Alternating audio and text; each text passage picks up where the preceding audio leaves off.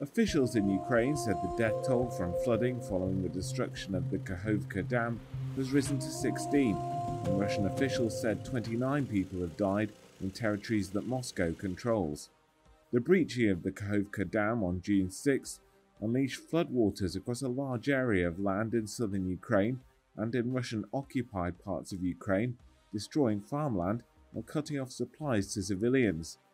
More than 3,600 people have been evacuated from the flooded areas in the Kherson and Mykolaiv regions, while 31 people were still missing and some 1,300 houses remain flooded. That's according to Ukraine's Interior Ministry.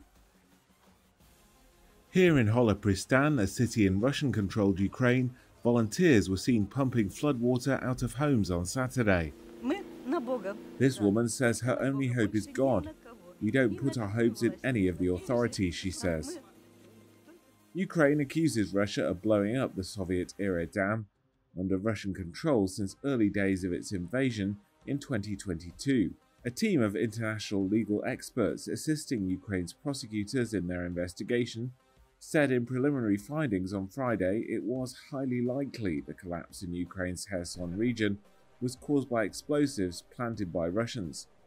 The Kremlin accuses Kyiv of sabotaging the hydroelectric dam, which held a reservoir the size of the US Great Salt Lake, to cut off a key source of water for Crimea and distract attention from a quote faltering counteroffensive against Russian forces.